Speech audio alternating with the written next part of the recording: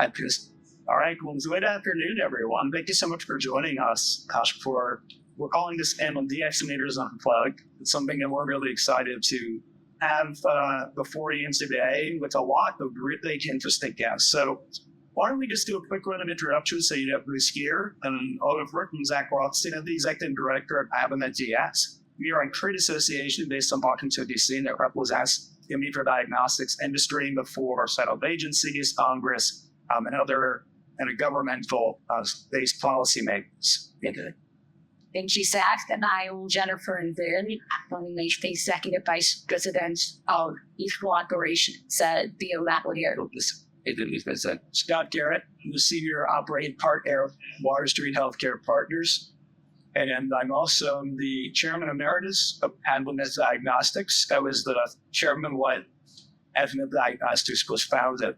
And formerly Chairman and CEO of Beckman Coulter and Chairman and CEO of Dave Baring Leapwatch. Everybody else, John Hoffer, and Becker, Managing Director at Health Agencies, where we are diagnostics, precision medicine, and life and spectacly.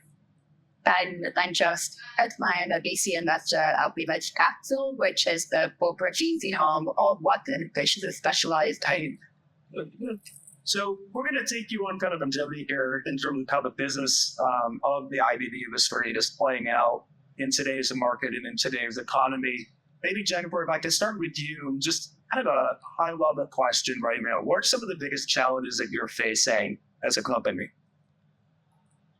So, as we look out in the market, I would say it's the evolving landscape that we started with is the biocertification of patient care. It's very clear what's happening in our market in this consolidation, centralization, standardization, and testing in these large for laboratories and the subsequent stat labs. And at the same time, this rise in decentralized testing and moving to testing approach to standardization. It's a tremendous opportunity, but it's also a great challenge because that bifurcation has to be reflected in our company strategy and subsequent portfolio, our ability to provide and offer that includes data and IT that access all together can make sense for this changing landscape. So that's sort of at a very high level. I would say in the last couple of weeks, from a US only perspective, and again, I have the globe. What I would say is us understanding direction and what it means to the value right and what it means to do business in this target is challenging and an opportunity. And what I see around the world as I travel, not so my business, is that governments are taking what I'm skills-based language in healthcare. There's no doubt about it. Wherever I go in the globe, those policy decisions make their way into that and making their way to the patient. And I think Chevron is a wake-up call to you. And I don't know that we fully understand what it means, but I would be remiss if I didn't say in the last couple of weeks that things shifted. And unfortunately, the way that the decision going through the Supreme Court, this isn't pre-election, post-election. This is here to stay and for us to adjust accordingly. The election may have some influence in how it is interpreted and implemented, but ultimately it's an impact. Yeah, no, it's fascinating. Scott, you are on the board of a number of companies. You get to see kind of the business from a number of different venues. What is your perspective right now? And see if any follow-up to this, sir. Well, I cite the whole area of reimbursement probably being the biggest challenge for us because it was one thing to get your product commercialized, get it cleared by FDA, and then the reimbursement is just long as enough. So a lot of companies. And requires a lot of spending on clinical trials, and economic studies to really convince the CMS into the United States. And it's a unique and valuable product that deserves reimbursement. So that's been a challenge for a number of companies I'm associated with. I think enterprise is and was regular challenges around the world with regulators and governments. I seen that as well, and I agree. It's good. That's still interesting. So maybe taking a slightly different view for I can't believe I'm saying this, but COVID is still kind of care, right? We're still dealing with it. We're seeing this increase in caseloads right now. Can you, just from your perspective, how has the COVID pandemic maybe additionally changed how we look at the diagnosis to the string? And where do you think it's going to fundamentally shift us as a community as we continue to move through what's now becoming just an epidemic? Yeah, it's a great question, too. Fundamentally, I think the biggest change is that if you talk to the consumer, they understand what diagnostic is in a way that they hadn't before. They've had conversations with friends who would previously have no idea what I do for a living, and now they tell me the difference between PCR and stuff. I think that presents the opportunity for us to capitalize on that and push forward and try and provide some innovation. Diagnostic treat, the starting schedule we signed that we maybe exaggerated. Maybe it's still there. So to find ways of thinking, yes, reimbursement is parity. I agree that's the biggest challenge is small one base. But at the end of the day, we bring a lot of value. And we find ways to capitalize on that. I think that's the correct thing. The other thing is the competitors go their point is this bifurcation and this pathways being where extreme speculativeness into events happening at the same time. And the pandemic has sort of accelerated some of that, where we've seen the better fits and then using diet testing and actually have any data for this yet. It's just the emerging observation given the truth is it's not just labs are in a moderate complexity. That's not lab, it's discovery to be a real segment that for various technologies, somebody's not just point of care. And be a segment where it's actually guided. Check. So I think those are the majors. Kind of like there's this, we're in this, I hope started to see a recovery period. I had thoughts that there was some graph both in for so what it is. Exactly. It's a really interesting perspective. So just maybe an opening question for any of the panelists. And we're kind of talking more as on the macro lens here. During the pandemic, there were a lot of supply chain disruptions. I'm curious if you're seeing anything similar for at least in some respects, teaching with our supply chains, whether they're domestic, global, coming from Asia, etc. Mm-hmm. Well, I would be remiss about if I didn't talk about the headline that said last week about blood culture. Clearly, this is still growing. They can debate what drove that. I think what is good, back to Dobbin's earlier statement, I don't think, by the way, that we caught the window at all. That I'd let you know that many times about diagnostics and an opportunity during a little bit to increase the value. So Steve always saying that it's a value fight, 70%, but it looks at it as 2% new process. I think we missed it. That said, I do think we learned an important supply chain lesson. And just I pick up on Nana's words. Every lab I visit basically on supply chain network. They understand the questions asked of them about multi-sourcing and raw material availability and any weaknesses in your supply chain and where does it come from and how do you ship it and what is the timeline. So what I'm seeing on the ground is a much savvier economic buyer who wants to understand if their partner has based strategies to ensure that supply chain won't be disrupted. If I just answer your question on the surface level, what I would say is there are still unique raw materials in the diagnostic space that are going to continually give us challenges. And from the CSR perspective and how we take care of it and how we become much more responsible in what we do. I think we also need to coverage about the looks.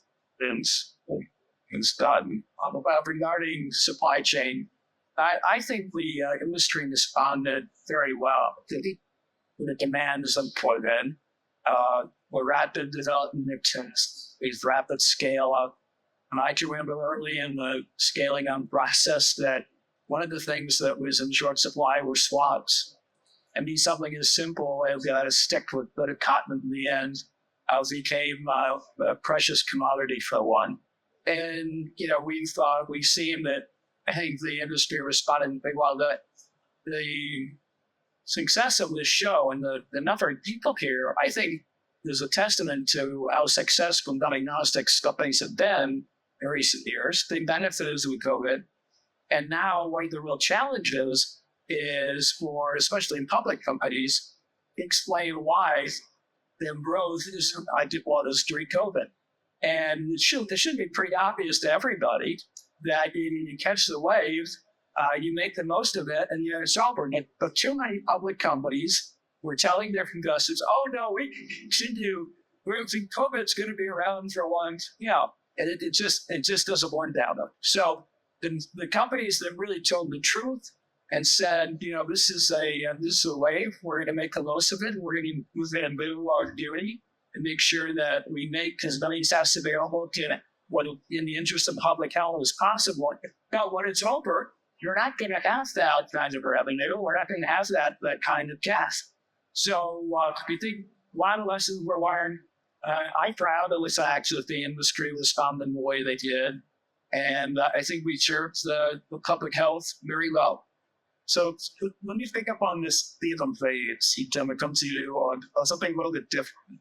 And so what I mean by that is I want to switch over to kind of we're sticking on the technology side in our industry. And there's a lot of chatter across industries of AI, machine learning, advanced algorithms. Can you describe from your vantage point, where do you see the impacts of those technologies having our industry and kind of where do you see it go from your viewpoints? Yeah, it's a really interesting question. And I think this is more important every time, like every company race that I've attended as well is like great because I think there's more recognition of this innovation has the potential to be drastically disrupted to the way the healthcare is invested to the average person. And I think we invest in early stage companies that consider technology that we hope one day like years from on it. And I think even with the excitement that comes along the adventure, there was no reason that AI is still not going to be maybe the next 3 years or the next 5 at least 5 years. And we see it still very much full to improve efficiency during the way that decisions about care are being made and essentially allow the practitioners to operate at 20% of the next point. Right? And I think one of the really interesting trends that we've seen is big tech coming more into the healthcare space. So Google are doing a lot around AI vulnerability. They're also doing a lot around literacy review to bring to super boards for educators in fact. I think those are really great examples of where they're going to do those platforms and tools rather than having necessarily develop ways made of what we are called big users. Yeah, that's up. Yeah, I would agree with that. I think the near term impact of AI is perhaps the one where there's an impact. And yeah, I see a lot of companies leveraging technology signatures. So multimodal or multivariate tests that provide new legal and count. So we did the detection technologies to measure multiple things, but also ability to figure out what signature is. And so we see a lot of examples. And I think those things are going to come first, orient to a deeper focus of a lot of things. Nice, but thing not to. I think that AI is not necessarily new to this industry. I mean, we algorithms for a long time in the multi-marker some diagnostics girls had I can show were held back in large part by the FDA for years. So I think that's about those and witness to that. I think AI is going to be very, very impactful and doing things precise. I think they can be shorter a lot less expensive, more available, especially to early stage companies. And I think we're right on the threshold of some major breakthroughs. And the breakthroughs are going to be that these AI assistant clinical studies get accepted by the prestigious journals and by the likes of FDA and so on. And I think we're literally on the threshold of that happening with the next year or two. With tons. Maybe not all starting to on this question, but that's really lovely thoughts or model analysis on this. And picking up on the theme that Chumla mentioned about how big tech coming into healthcare more and more. Obviously, there's a lot of opportunities as an industry to start partnering or to partner more with other industries, whether it's tech, whether it's pharma, whether it's the academic community. Can you describe, kind of what you're seeing right now and how those partnerships are working out, how they're progressing, and maybe how we could advance that we work together? Yeah, absolutely. As I'm saying, this is in deeper partnerships as they get launched as public funding. As commercialization and build a diagnostic is very valid. Not getting easier and corrections are great data for that and speed exchange partnerships between just big players is the concrete development in all times of but what we're seeing in our business that I find very interesting is what comes involved is diagnostic surveillance. We've historically thought about these partnerships as companion diagnostic specific therapy to specific purposes. But the drug companies need support testing to either patient their lists. All kinds of different diagnostics to your rare disease just to identify that patient and diagnose the patient. But even as quite bigger indications where it creates vital family need support more early screening, things that need to just not good. It's not necessarily even the lab tests we're seeing interest in point of care, both as or even at-home tests. And I think those markets are more attractive to the diagnosis player as a gen and use dictum. Where it was too small to run good or too uncertain. So I think that's the place where there's a lot of opportunities to case. I think multi-markers was as they become as they're assisted by artificial intelligence will present some breakthroughs for diagnosing diseases that carry very difficult to diagnose. I think that looks this week on the Alzheimer's Jadison. That's a multi-market out there. They're measuring several proteins and making sense based on the results, which, today, without things like AI and algorithms, it's up to the doctor to say, okay, I measure these 12 different analytes, and now if this one's up and that was, no true human being can do that. That's consistently and not definitively. But with AI, I think we can do that. I frankly welcome the opportunity that have the knowledge and capability or companies such as Content and to come into the space. We need each other. Right? They have incredible capabilities that have not lived in healthcare. We have incredible knowledge and capability about how to maneuver and highly regulate strategies handle this virus. So for me, I find it personally very exciting. I think it'll be interesting to see what the timeline looks like. I would also say, again, zooming out, I know we're in Chicago, it's a big more kind of a one size does not fit all. And as I travel around and see the intrinsic challenges in developing markets that don't take for granted is what many of us in this wonderful space that incredible colleagues take advantage of each and every day. I see that technologies play a huge role in filling some of the gaps in some of the less challenged regions in the world where healthcare is few and far between. I was in Africa earlier this year and working inside a mobile lab and seeing first the desperation of needing an answer for the parents that were faced with very sick children and the power that molecular diagnostics plays is at the point of care in the middle of nowhere, coming out of the base, right? And so what I see is that we can't just vanilla ice cream or peanut butter spread this. We have to think about where to utilize that technology to both speed up some of the dirty challenge using. And so maybe a follow-up question to that is, if we take AI, the software off the table, what other technology do you think is most transformative for us to deliver care across the board? So that goes a little thing. For me, it's how we're moving towards these wearables that, and I keep saying it's going to be like Star Trek, where you go to the hall and they send and beam you. You walk through a steel booth and then they tell you everything that's going on inside your body. To me, having it was so close that you can walk down and process what I see the diabetic patients that are in my band, where them looking at the public to see where they are. For me,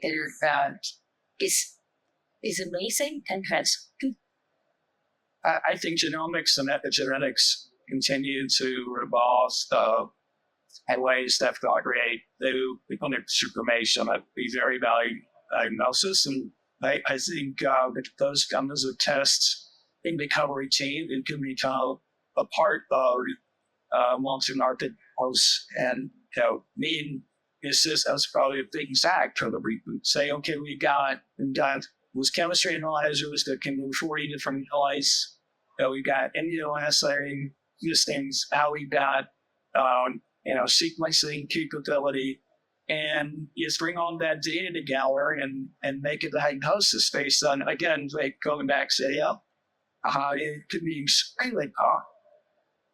I think that absolutely agree with because once the level of data that is being generated will track as well, plus the resolution of the stats parameter for the omnics, right? The whole characterization, I think the potential of that is absolutely massive. The challenge is the bottlenecks involved in facilitating access, which one can even say, and then transforming that into some sort of actual insight is because where the challenge lies.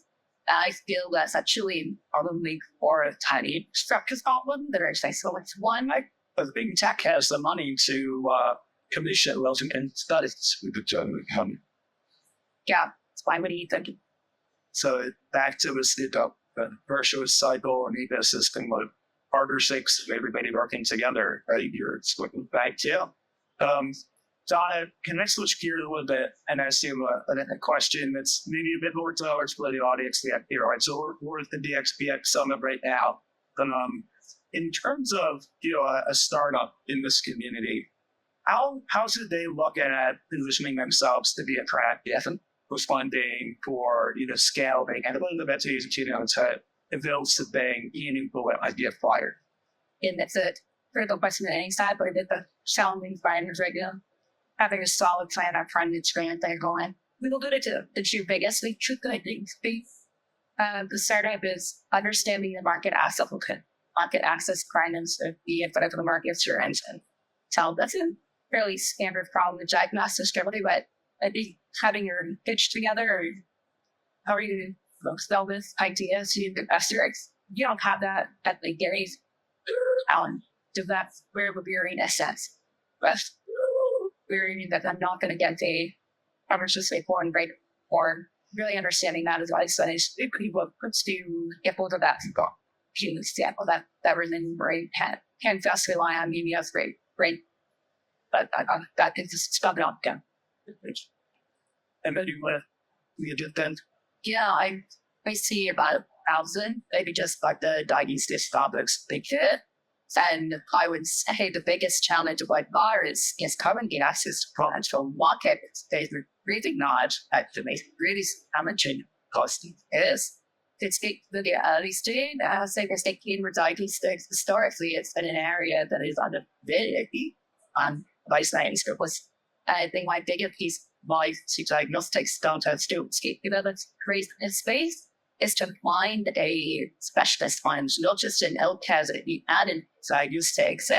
I think this is where full prevention come in and really shape. But I think that having a specialist investor lead you around or even jump in with a small minority ticket lends a level of credibility that they must use to bring the others around you that maybe only invest 10% of their deals diagnostics. And they need that validation that you're in a same pair of hands, go with someone who's experienced kind of large thing which could swipe up your rose around this commercialization angle. And I think in this market in particular, there's a lot to be said for diversifying your investor base because we see budgets and now Sabate. And I think the more investors that you got around the table, you can put the hand back in the pocket. They need to, the better. And that's the advice we're giving them. No. So when you talk to startups, small companies in the space, what challenges are you seeing with scaling their companies, their technologies, getting them tuned with the mission you say like them to use this will cases automate studies. What kind of challenges are you seeing? How have you seen them try to address some of those challenges for adoption and use? Yeah, I think again, for very early stage companies, so Series A, Series B, I think again it sounds capped to stretch it, and we're definitely not in the heights and a little bit. Where there was the available capital to hire a bigger sales team, we take a lot of under-led sales strategy and then slowly build out a sales team around that. And I would say the same story, but a different side of the table mid really struggling with budget holders that are really feeling the squeeze. And I would say that's more prevalent in Europe. So I mean, I was at HLVH a couple of weeks ago, and we learned that 75% of hospitals in Germany that actually operate near budget deficit. And it's the same story in the UK with the NHS. And interestingly, the feedback that we have consistently is that on day one, there needs to be some sort of tangible ROI found. And that goes directly against the concept of value-based care, for example. And that's a real challenge that we see.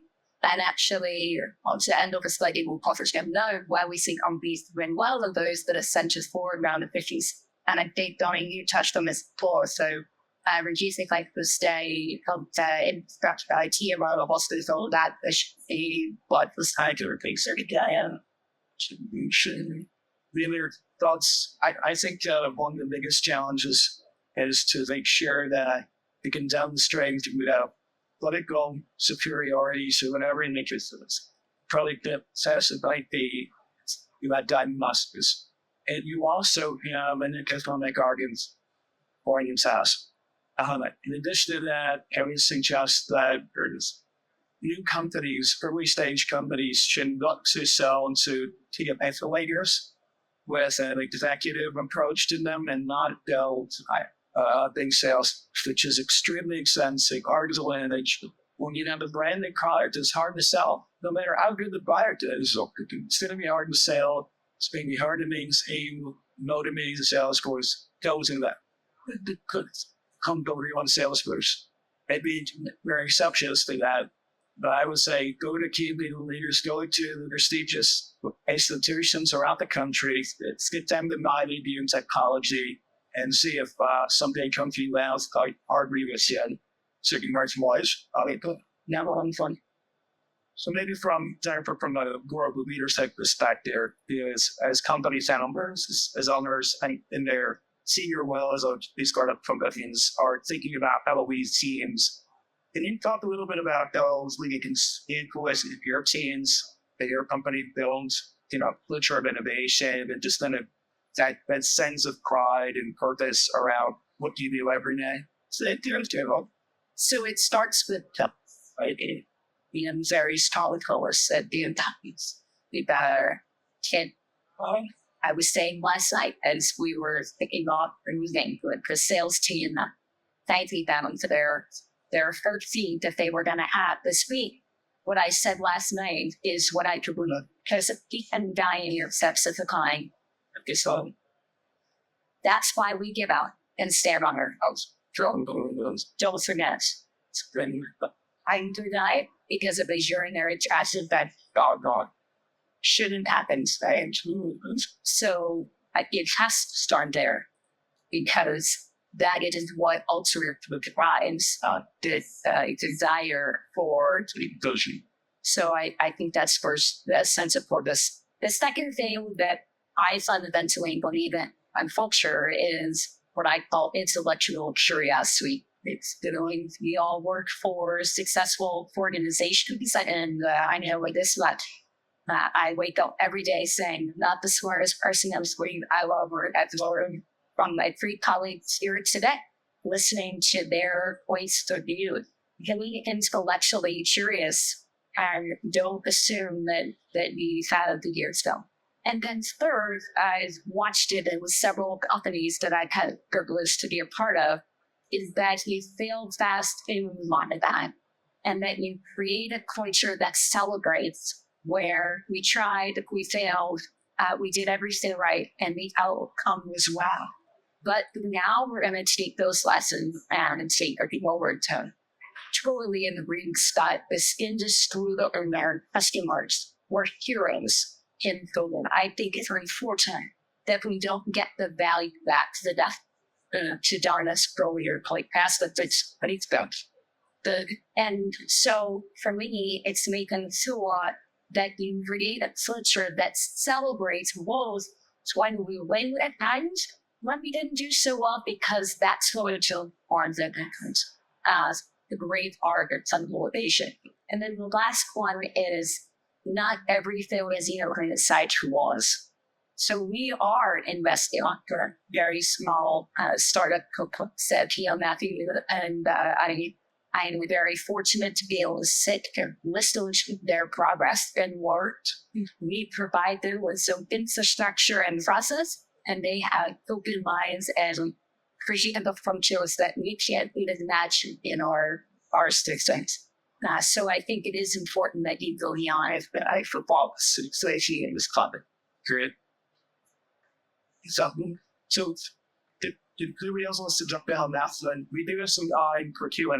So if anybody in the audience would like to ask the question, I don't know, you just raise your hand. We'll go to 6-2. Two that's there. Doors having. Well, I have to mind fun is. So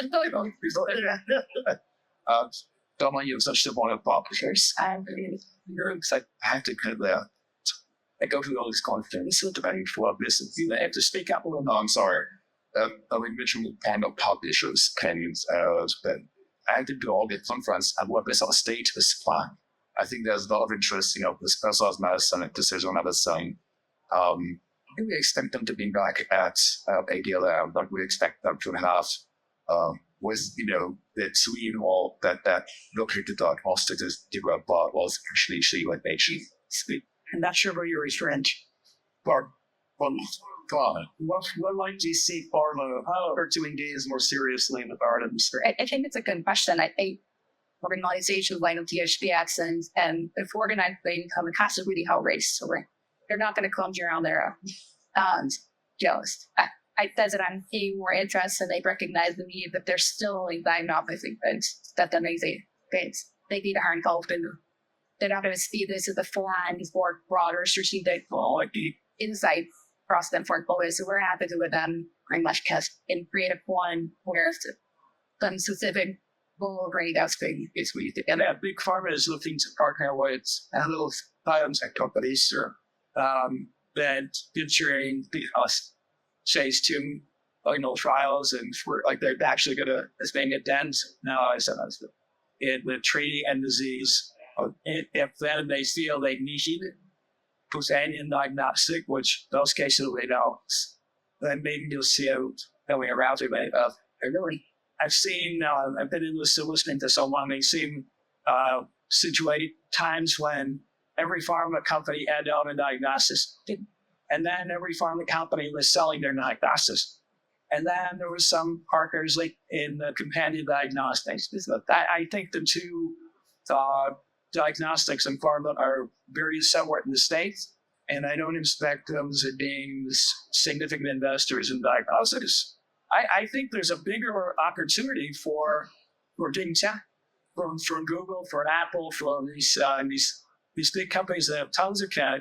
They should be doing the studies to put all these tests together and figuring out what it looks like if someone has MS, whether they're susceptible to developing MS, or more traditionally the cardiac, Alzheimer's, etc. I think that knowledge is available to us if somebody would come to studies.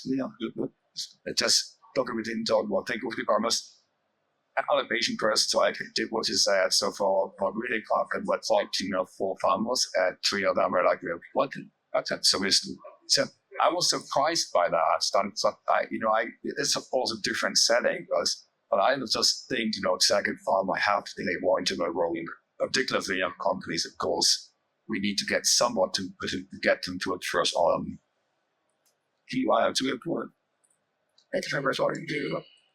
I was 2 about or to touch on something that you mentioned. Well, that you really think about genetics and diagnostics. I personally think this is a new and interesting field. So the first application and that fairly early cancer diagnosis, they can diagnose like 3-stage 1. In my opinion, really creating a paradigm change. At the same time, I don't see investors doing those epigenetic companies, and I don't think there's the teachers, the bigger ones in the space, really investing in epigenetics either. And there's a disconnect from you. Maybe it goes back to what Gemma said, that you really specialized investors. It's highly complex. I don't know how to understand. It would love to get your opinion on that. I think there's some problem of death and method diagnosing disease in epigenetics is what we call tracing knowledge and take. And the last things that we're going to treat. So you find that you've got pre-stage 1 cancer, elderly, pray every back. Right? Because you really don't know. There's names routine and perfectly treat. So until there's a way to treat, we're not going to see a lot of new S. However, I do think that there's a place for epigenetics in the overall diagnosis of a lot of diseases. I don't know that finding the susceptibility, the potential for disease, is going to be the best application. I think there should be some treatable diseases that can be diagnosed with the help of epigenetics fairly soon. I would agree with that. And actually, to add further to that, maybe on the other side of the coin, I see a lot of challenge that the wild anomalies neurology is that still underlying the technological approach, because we still find dealings that are just super expensive, super efficient, while it's cheap to be scalable. And then we see other biopsy companies using wide spectroscopy or mass spectrometry and NMR records. Yeah. And I think maybe the disjoint and the disconnect is actually how do we make these into economical and scalable, deployable tests for screening programs at population scale. And that's where I see the current of. But I have no point where it's not opportunity. Supply chain question. So I work for the manufacturing therapeutic space. I explained about that the Congress and April. There is not a lot of confidence that another pandemic were to arise, that supply chain would be okay in commercializing new vaccines and things like that. So what makes you so confident that supply chain would be okay and the diagnostics or something like this arise in the I don't think the supply chain was terribly disrupted diagnostics recently. I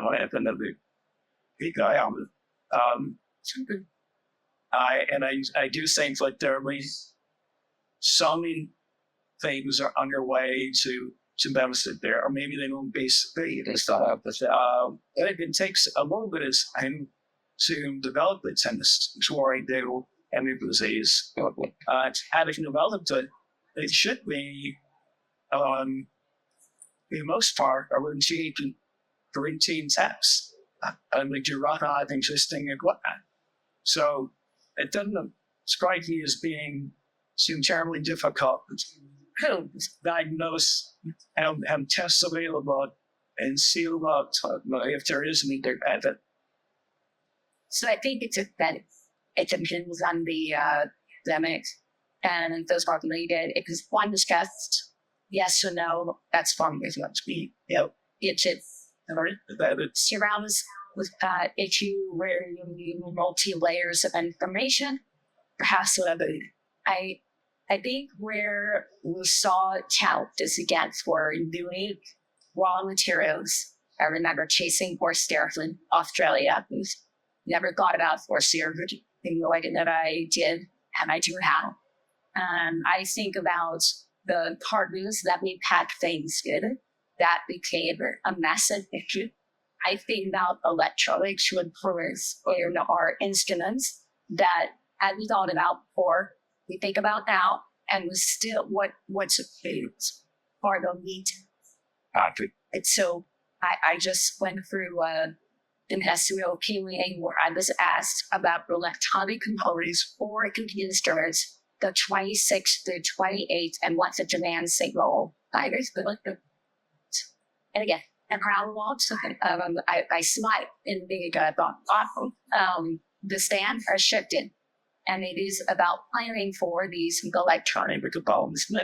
What gets me confidence is that I do see that the lessons that we learned in with supply chain challenges that we had is again there are materials. You have to remember every company because different tests, different different leads, and these electronic moments. What I talk about saying is that the lessons have been learned and applied again, and at the customer level too. As I said before, even just in the contracting today, there is a contract that's written to you where they don't ask about your multi-sourcing. They don't ask about where your raw materials come from. They don't ask about the contingency plan is action in the contract. So this creates a dynamic and discipline that I think that we did before COVID. But again, we don't know what we don't and we don't know what the leads are going to. Does company actually track the availability of tests during COVID and did that for the U.S. government since and Angola. Yeah. So what was it like though? Was there a lot of disappointment, or was it? I recall it being a pretty steady build. It was enjoyed. So disappointed that this really wasn't. We did add some unmixed projects and speed of green is that the molecular volume of tests that we produce bigger than the expired market well test by orders of magnitude, right? So yeah. The real button is the 5G machines that we haven't get theirs, right? So I ordered the COVID test, right? I think that's the quite though I fair to say that is there were other supply chain issues surrounding it in diagnostic, not the COVID test itself. That's what the cards are saying. It's a great point. And I actually want to add some things, and that is, so, I work for a trade association that represents part of the industry.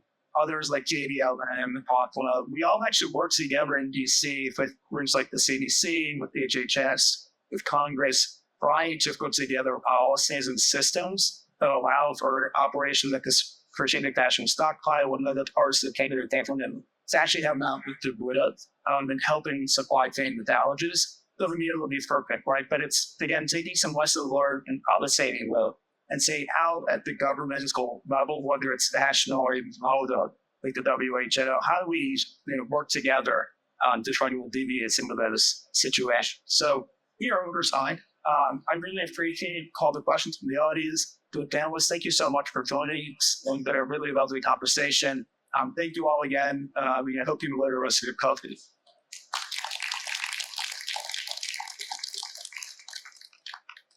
This is right into it.